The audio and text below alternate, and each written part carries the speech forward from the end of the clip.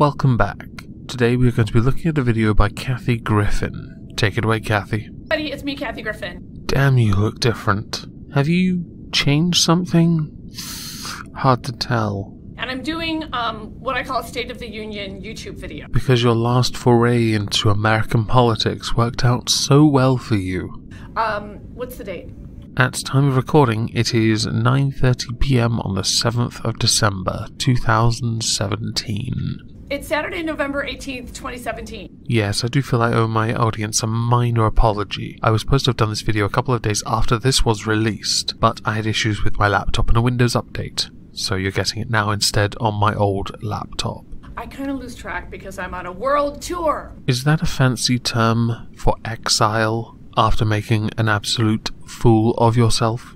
Alright, so what I want to address today is I'm getting a lot of online hate from trolls. If it has anything to do with the amount of makeup on your face, the quality of lighting in that room, or that ever so delightful picture you took a few months back that has since sold for quite a lot of money, then I think they may have a point. Who think I've lost my mind? Well, the most recent famous people I know that have been known to have lost their mind took it upon themselves to shave their head. Maybe it's an indicator, I'm not sure. And, I'm admitting I lost my mind? Well, I'm so glad you've finally come round to seeing how utterly batshit insane you are. It's what made me a star in the first place. Yeah, but then you went and made one mistake, very late on in your career, one that will have damaging effects in possibly the long term, especially if you double down on it. But I just want to be honest, like, as far as what we're going through and hoping this is a turning point for feminism... No, fuck off. And women's equality... You cannot honestly tell me anything that you've done that is in any way politically motivated has been for feminism or for women's rights. Pardon me. That was the single most profound statement in this entire video. I just want you to know that at 57... Wait, you're only 57? For me, it's not a marathon. You are quite right.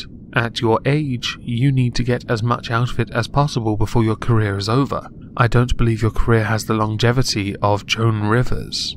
So I don't have a lot of time to be patient, and, you know, I read today that my pal Lena Dunham is sticking up for some male writer that was accused of sexual harassment. Yes, but much like a conservative Liberal Democrat coalition, she U-turned on it within 24 hours, because she's fickle. And her female partner, Jenny Carner, who Judd Apatow handpicked for her, and nobody's ever handpicked anybody for me. Let's ignore your salt for 1 minute and focus on something else Lena Dunham tweeted out. Things women don't lie about. Rape. You know, I don't know the details, but my first instinct is, girl, that's not helping the movement. Yeah. You've got to do more for the sisterhood. Just like the brotherhood sticks up for each other, the sisterhood has to do the same, because there's only one way to win this war of the sexes. By lying, cheating, and stealing. How very Guerrero. And it's a movement. Based on current actions, it is at best a mild bowel movement. And the sun is coming out of the clouds as I say that. Yes, but it's not because of what you said that it's reflecting off that face. That heavily make-upped face. So, you know, don't be too hard on Lena, don't be too hard on me. To be fair, addressing you individually, you have both managed to dig yourselves into rather nasty holes, all the while touting feminism. Don't you think by your actions you're giving feminism a very bad name? And I just want you guys to know, I'm fully in the middle of a blacklist. Okay, so this part actually fascinates me because I have heard of people being blacklisted based on their actions before, and I want to give a brief summary of what I think. I think if you say something that affects Hollywood's ability to make money, so you piss off the majority of America, or quite a large aspect audience even of America, then Hollywood isn't going to want to give you roles, because they know they can't make as much money off someone who's controversial for insulting a lot of people, or making a threat, or something that is being perceived as a threat on a very big political target, aka the president. Like, I am in the middle of a Hollywood blacklist. Let's say this is true. Are you going to own up as to why you're on a Hollywood blacklist? honest. It is real. I am not booked on any talk shows. Do you think that has anything to do with the core audience that watch the shows that you used to go on or frequent, and those people possibly writing in many, many letters of complaints about what you did to get a little more attention than you're used to? I'm selling tickets worldwide, which is really hard when you don't have any kind of a television platform and kind of nobody has your back and everyone thinks you're crazy. Again, the hair never lies. But a handful of people think I'm kind of on to something. Possibly. Or they could pity you. Or they just want to hear you rail on Trump. So I just want you guys to know, when I get home, I do not have one single day of paid work in front of me. Have you considered going to your local job centre? While you might not find work on TV, you may well find work in McDonald's. With that smile, I'm sure they're going to have you working in the kids section in no time.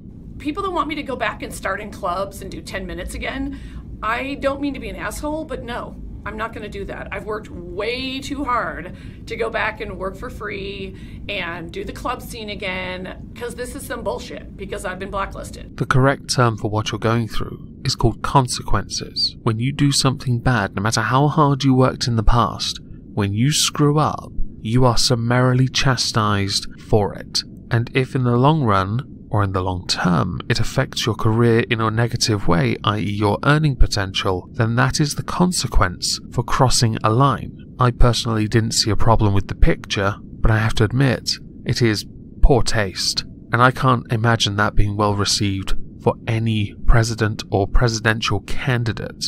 I don't even know what kind of statement you're trying to portray here. It makes you look like one of the Muppets, the blue one, holding up a bloodied pork ham. So I actually got another fundraising email from the great Norman Lear, and I just had to write back and go, yeah, none of you can ask me for money anymore. Okay, my legal bills are through the roof, obviously, because I'm doing something I really believe in. And I still say the end goal is for younger women and younger LGBT folks or disenfranchised people of any kind can watch me survive, and with a sense of humor. You realize the people you pissed off the most were the disenfranchised. The ones that ended up voting for Trump because they felt so alienated by the current political identitarian climate. So I just want to say, I have a show tonight in Vienna. I never thought I'd be able to play Vienna. Every single country I've played, I can't believe that there are hundreds, if not thousands of people that don't even speak English as their first language, as if I do. That's my opener. I'm glad you're able to get work outside your country. And it's a shame that you're not able to get work in your country in your preferred field. But at some point you're going to have to stop blaming and accept that this is your life now. And the only way to fix it is to either apologize, mean it, don't double down, don't hide behind a shield, which isn't really working for you anyway, and rebuild. It is your only realistic option. And I'm very heartened by that. So there is hope out there. There's a lot of forces coming against people like me that are trying to do something. I mean, look at Harvey Weinstein hired Kroll. By the way, Nick Kroll's dad started that company, Nick, so he doesn't have to worry about money. And some company called Black Cube to follow Rose McGowan. So, I'm kind of assuming I'm next. Wow, you think way too highly of yourself. I'm already on the Interpol list and all this other stuff, so I don't want anybody else to have to go through this. Not according to this totally truthful Interpol search. So watch me do it, hopefully with aplomb and a sense of humor, and I'm on stage tonight at 8:30. I cannot wait to do my show. I only have 7 more shows left on this tour, and I'm not going to lie, it's going to be hard when I go home and I don't have one show in my future. So no, I know I'm being an asshole, but no, I don't want to do free shows. What you don't want to do and what you need to do are two totally separate things. You need to rebuild your reputation, and unfortunately, that might entail doing some free work. I don't want to do someone's 50-person club. I did that for decades. I think I should be able to get my life back. You have your life. The only thing you lost was your earning potential, and therefore your star power at the same time.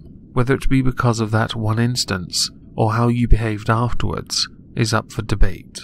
So, I know I took a picture that offended a lot of people. To be fair, that picture was pretty damn disgusting, so the reaction was somewhat unsurprising.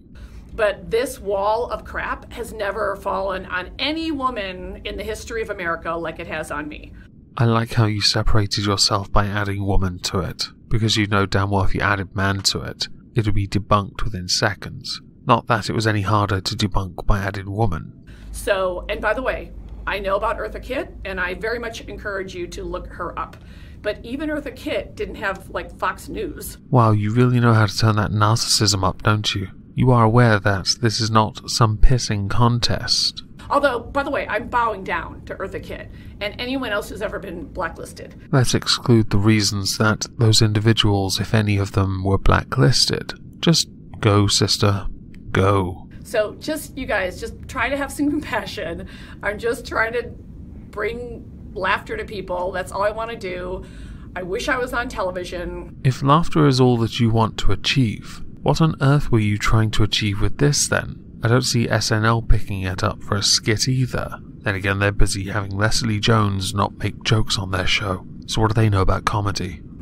I have 2 Emmys. Congratulations. They don't really count for much unless you're expecting and demanding respect and therefore your career earning potential and to be back on TV shows to be unchanged because of your Emmys. Which apparently doesn't mean anything. Well, they do. They mean you won 2 Emmys for whatever it is that they are given out for. I've got 2 golden demons on a shelf next to me that indicate I'm an expert painter at Games Workshop miniatures. They don't really mean much outside of it though, especially if I'm not pursuing a career in it, or if I had a career in it and I lost it because of a colossal mistake I made. You probably don't want to stick those on your resume when you go to the job center, when your tour finishes.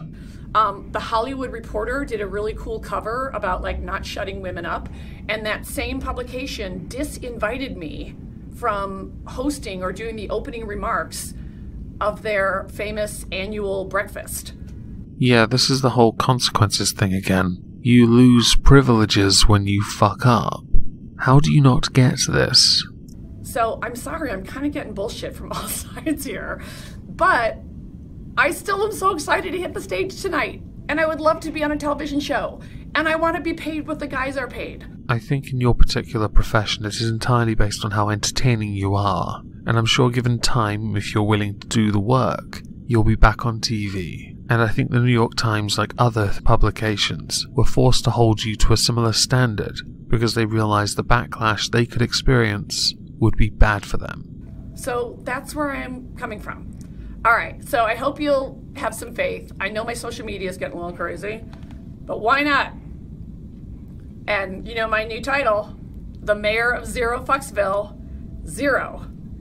Hope you've enjoyed. You say the Mayor of Zero Fucks, but at the end of your video you hold your smile for a second. When you do, it cracks. I'm more inclined to believe you're nowhere near as tough as you would like to portray. Perhaps being honest and open would do you better.